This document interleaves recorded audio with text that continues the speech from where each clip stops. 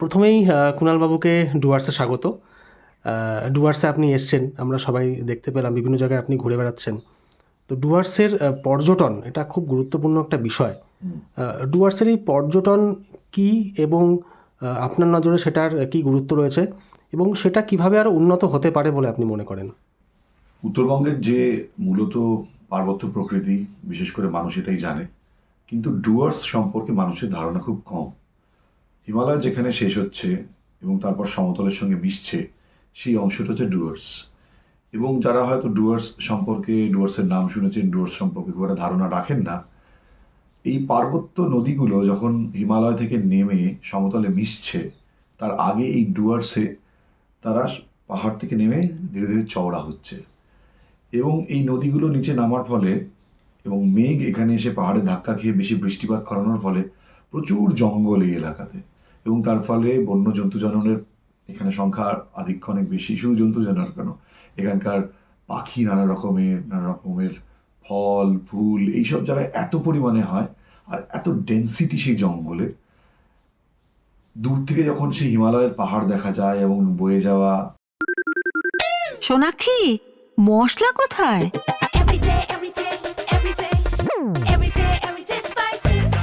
Everyday মশলা, দেশের স্বাদ। জল ঢাকা মূর্তি, একের পর এক লিস ঘিস, কত নদী এখানে, সেগুলো পাড়ে দাঁড়িয়ে মনে হয় না একটা অদ্ভুত পৃথিবীতে হারিয়ে যাচ্ছি আমি। ডুয়ার্স শুধু একটা নাম নয়, ডুয়ার্স কোনো পর্যটন নয়। ডুয়ার্সকে অনুভব করতে হলে ডুয়ার্সের সময় কাটাতে হবে দিনের পর দিন। ডুয়ার্সের মতন সুন্দর আমার মনে হয় পৃথিবীর খুব কম জায়গায় রয়েছে। এই ডুয়ার্সের এক তো ট্যুরিজম প্রমোট করতে গেলে ডুয়ার্সের ছোট ছোট আসপেক্টগুলো তুলে ধরতে হবে। ডুয়ার্সে এমন এমন ছোট ছোট জায়গা রয়েছে, সেই জায়গাগুলো আমার মনে হচ্ছে প্রপারলি হাইলাইটেড নয়।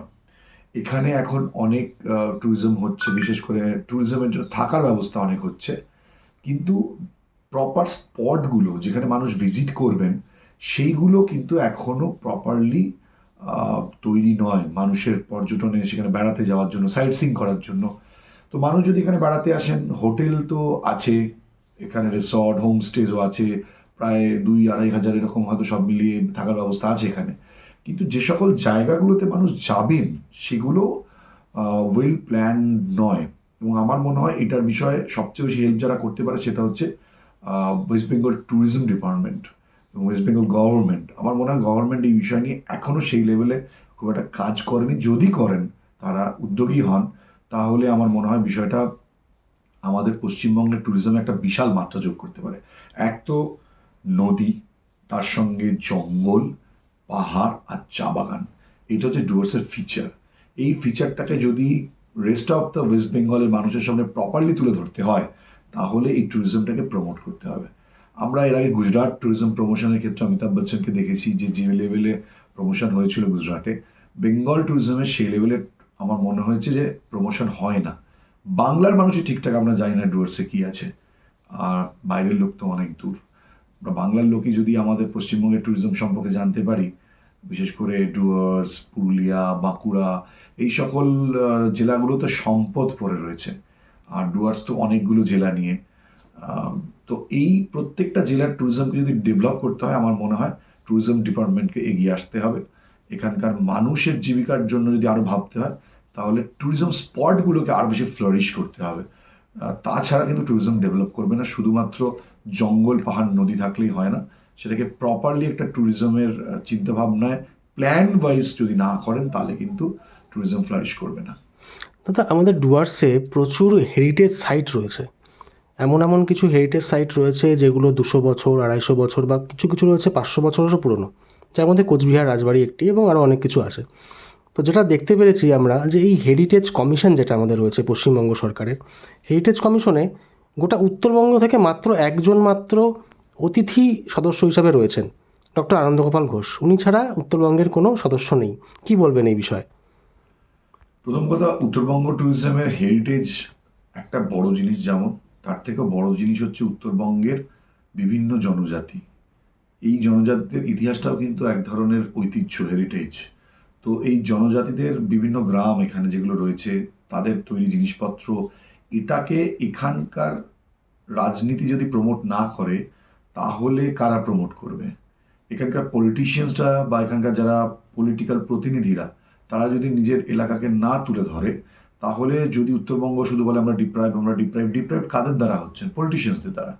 পলিটিশিয়ানসরা এখানে যে এত ট্যুরিজম হচ্ছে বেসড অন দার্জিলিং, কালিম্পং, কার্শন কিছুটা, বাকি ডুয়ার্সে কিন্তু সেই ব্যাপারটা হচ্ছে না। ডুয়ার্সের ট্যুরিজমে অনেক কিছু আছে। আমি ইভেন একটা ছোট্ট কথা বলি, যেহেতু হেরিটেজের কথা বললেন আপনি, কোচবিহার রাজবাড়ি তো ধরুন অনেক জিনিসপত্র এখন তার মধ্যে নেইও, কিন্তু আমি মনে করি যে অনেক পুরনো পুরনো জিনিস এখানে রয়েছে। যেমন বাক্সা ফোর্ট অনেকে সুভাষচন্দ্র বলেন, এখানে এসেছিলেন, অ্যাকচুয়ালি তিনি নন, সুভাষ মুখোপাধ্যায়কে রাখা হয়েছিল। এবং বাক্সা ফোর্টও একটা ঐতিহ্যশালী জায়গা। আমি তো বলছি এগুলো তো মানুষের তৈরি, কিন্তু যদি আপনি প্রকৃতির তৈরিও দেখেন, এখানে এমন এমন জায়গা রয়েছে যে জায়গাগুলো সত্যি মনে হয় ঐতিহ্যের। আমি মনে করি অনেক ধরনের ভিলেজগুলো যেখানে প্রাচীন জনজাতিরা তাদের ঐতিহ্য লুকিয়ে রয়েছে, সেগুলোকে প্রমোট করা ভীষণ দরকার। এবং সেগুলোকে এখনকার সময় ইউটিউব একটা বড় মাধ্যম। আপনারা যদি ট্রাভেল ব্লগার্সদের আরও বেশি সুযোগ করে দেন ট্যুরিজমের মাধ্যমে, তাদেরকে এখানে ইনভাইট করে তাদেরকে এইসব জায়গাগুলোকে আরও বেশি প্রমোট করানোর জন্য তাদের সাহায্য নেন, আমার মনে হয় খুব বেটার হয়। এগুলো এখনকার দিনে মাধ্যম, এগুলোকে ইউজ করতে হবে। দাদা, আপনি ডুয়ার্সের পর্যটনের ক্ষেত্রে আপনি টি ট্যুরিজমের বিষয়টা আপনি উল্লেখ করলেন।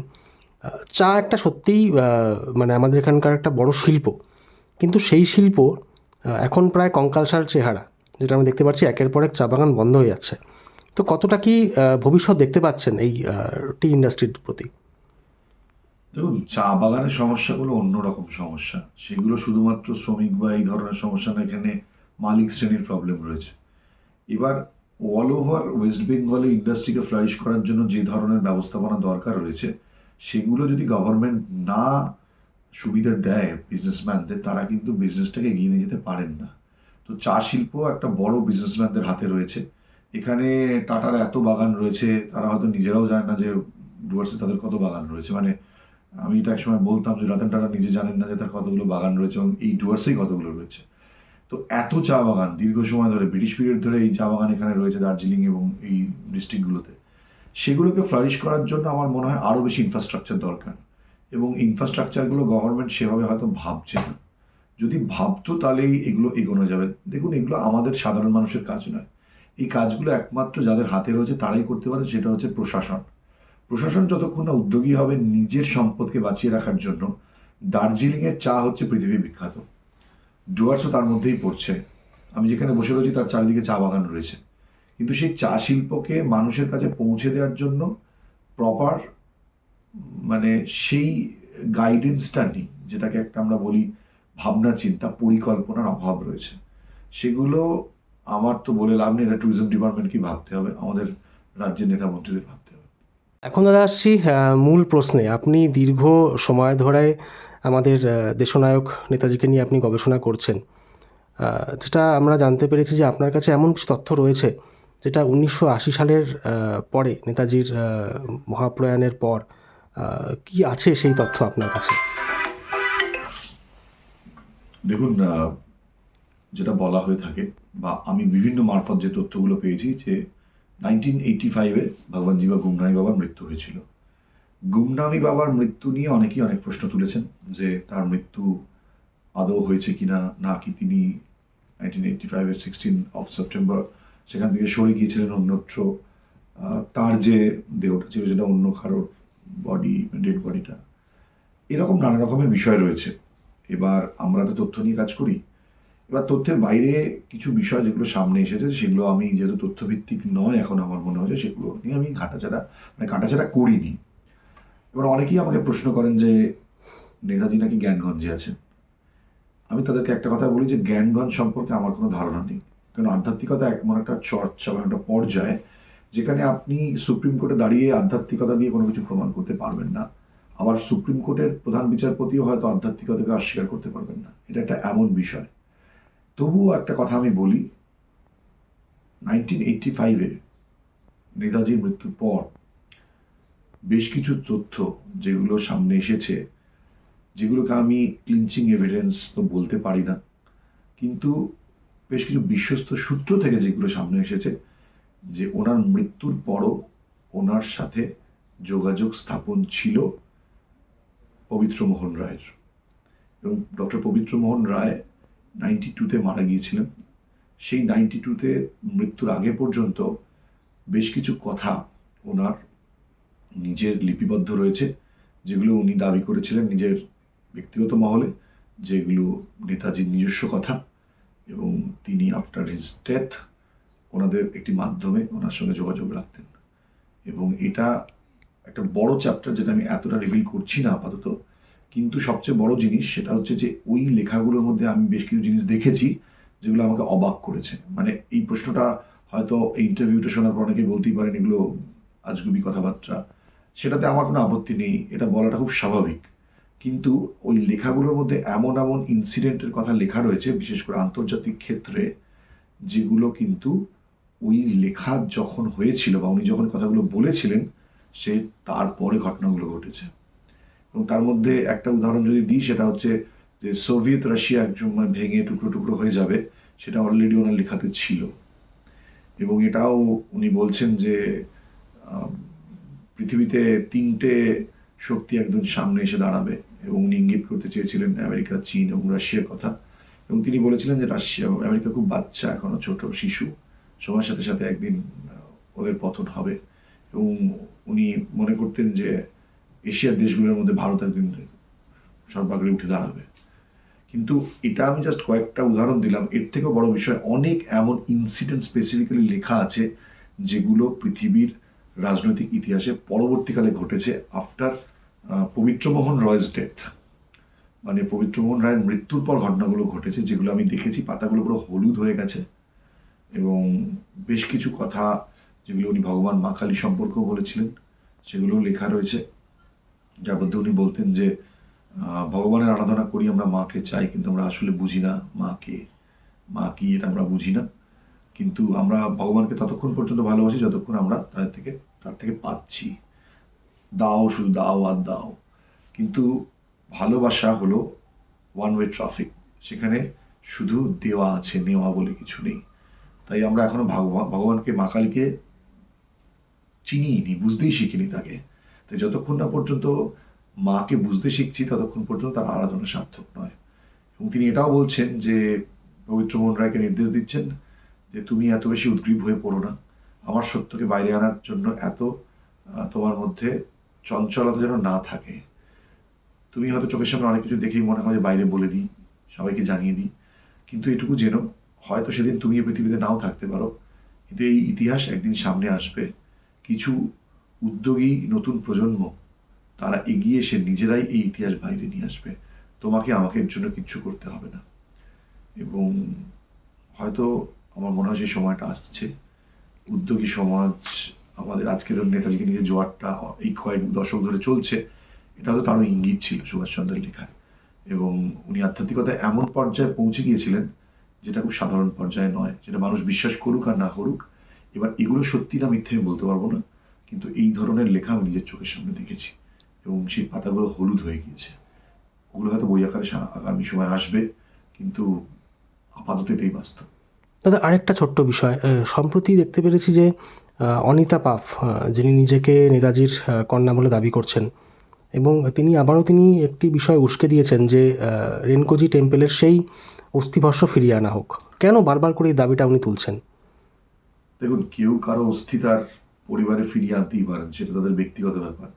কিন্তু সেটা যখন নেতাজি সুভাষচন্দ্র বসুর অস্থি হয় তখন আর ব্যক্তিগত ব্যাপার থাকে না।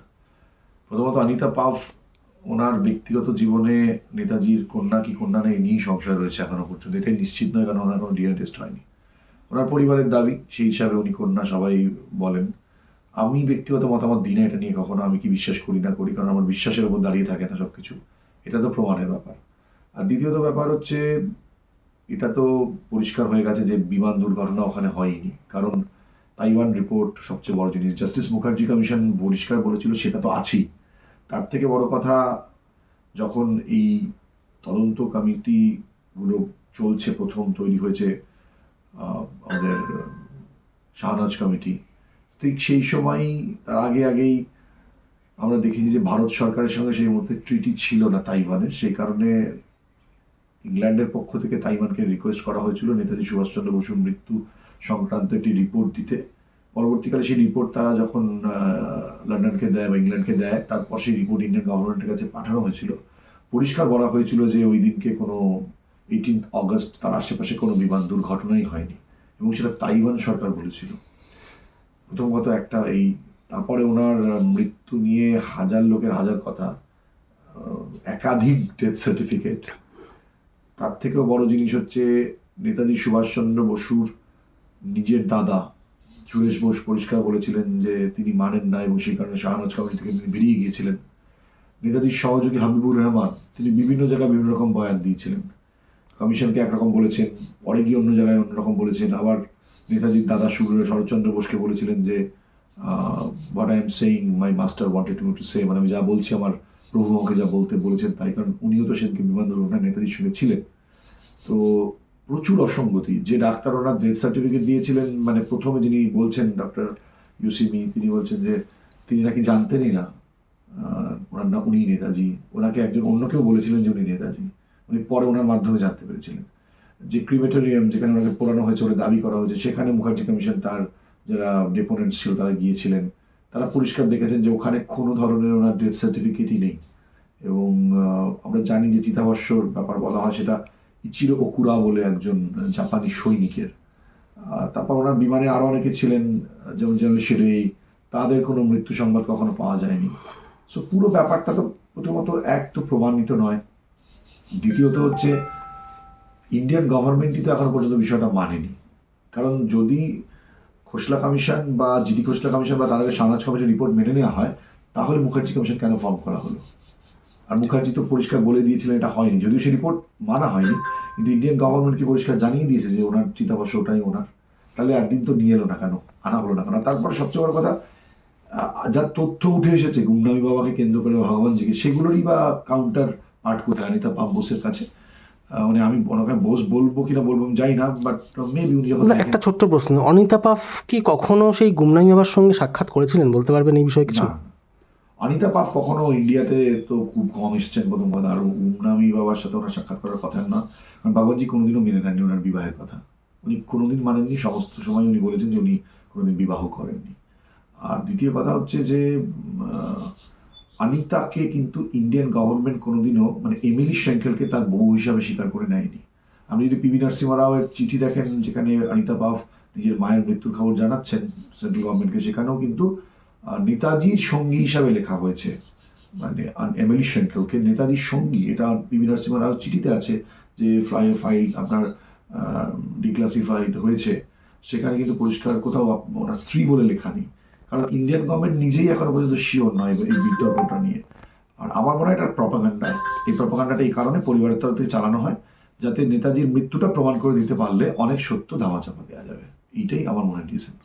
নেতাজি সুভাষচন্দ্র বসু কি মানে রাজনীতির কোনো একটা বস্তু বলে মনে করেন? কারণ ওনাকে নিয়ে যে পরিমাণে রাজনীতি হয়েছে, মানে ভারতবর্ষ স্বাধীন হওয়ার পর থেকে এখনও পর্যন্ত সেটা চলছে, কি বলবেন এই বিষয়ে?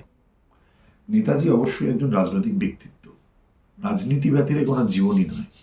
কারণ দেখুন, দেশকে স্বাধীন করার জন্য তো ওনাকে কংগ্রেসে যোগ দিতে হয়েছিল, এবং কংগ্রেস অবশ্যই ভোট পলিটিক্সের রাজনীতি হয়তো করতো না, কিন্তু নেতাজি যখন কংগ্রেসের তারা বীতশ্রদ্ধ হয়ে কংগ্রেসের অন্দরেই ফরওয়ার্ড ব্লক গঠন করেছিলেন, তখনও রাজনৈতিক স্বার্থ চরিতার্থ করতে তৎকালীন বাম দলগুলো তার এই ফরওয়ার্ড ব্লককে ভাঙিয়ে খাওয়ার চেষ্টা করেছিল।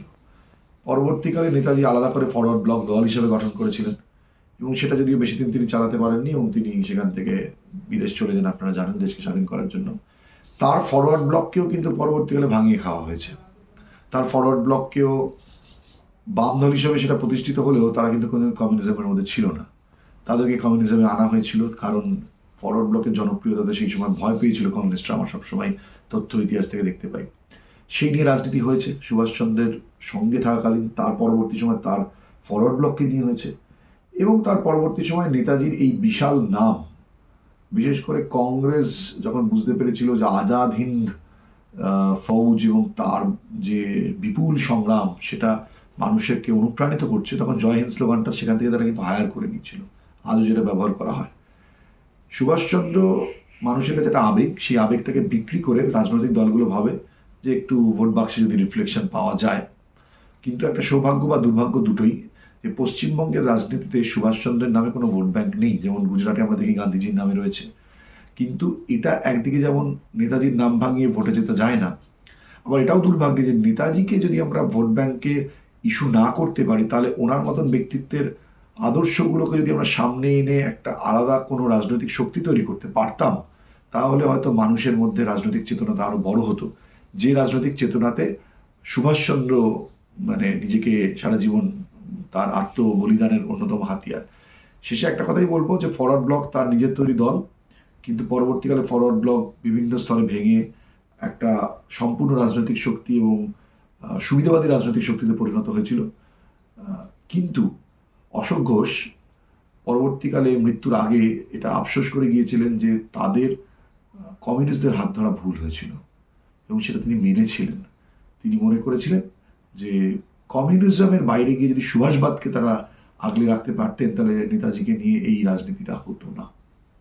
তো সেক্ষেত্রে হয়তো নেতাজিও মানে গুমনামি বাবা বা নেতাজি যাকে আমরা যে নামে আমরা তাকে আমরা চিনি, তাহলে তিনিও হয়তো মানে এইভাবে উনি আত্মগোপন করে থাকতেন না ভারতবর্ষে, হয়তো উনি প্রকাশ্যে উনি থাকতেন সেই সময়। বার্সের ব্যাপারে আমি বলতে পারবো না, কি হলে কি হতো সেটা অন্য বিষয়। রাজনৈতিক পরিস্থিতি বা প্রেক্ষাপট তৎকালীন সময় ভারত আজকের সময়ের সাথে একদমই মিল নেই।